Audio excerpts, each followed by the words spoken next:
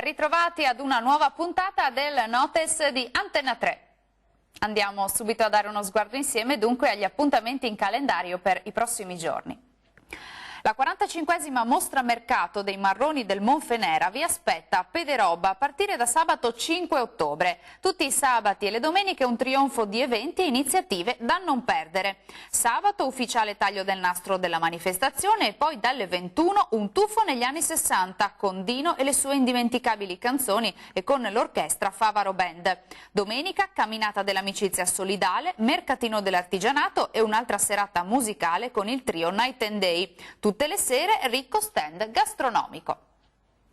L'Associazione Artigiani e Commercianti per Borgo Cavour e Via Canova vi aspetta numerosi nella giornata di domenica 6 ottobre per l'ormai consueto appuntamento con Autunno in Borgo. Non mancate alla tradizionale mostra mercato dedicata all'artigianato e alla creatività, ai sapori regionali, autunnali e al florovivaismo. Tante novità in Borgo Cavour, Via Canova e Via San Liberale. All'Auditorium CGIL Treviso c'è la Settimana degli Archivi 2019. Giovedì 3 ottobre si svolgerà l'inaugurazione del nuovo spazio aperto al pubblico con il tradizionale taglio del nastro. Venerdì 4 ottobre invece il segretario generale SPCGIL Treviso Paolino Barbiero condurrà la presentazione del libro La CGIL che ho vissuto al Vise Bortoletto, sindacalista trevigiano. Entrambi gli eventi sono aperti alla cittadinanza.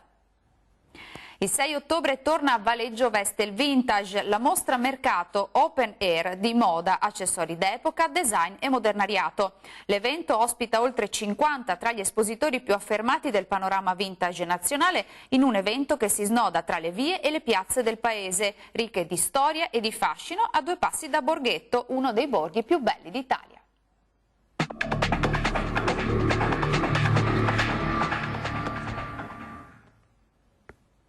Oggi è la festa dei nonni. Dal 2005 è stata introdotta in Italia questa ricorrenza, festa già vigente negli Stati Uniti dal 1978 per ricordare l'importanza del loro ruolo nelle famiglie e nella società. Ma oggi viene celebrata anche la giornata internazionale della non violenza. Questa invece fu istituita nel 2007 dall'Assemblea Generale delle Nazioni Unite.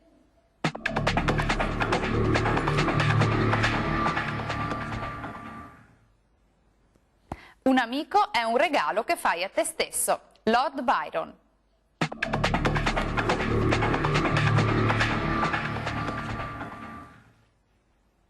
Oggi la curiosità del territorio ci porta a Melara, in provincia di Rovigo.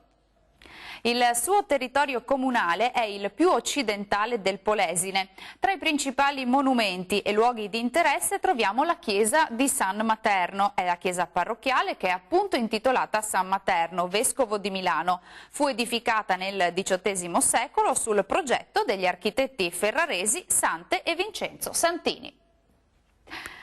Bene, dal Notes di Antena 3 per ora è tutto, arrivederci.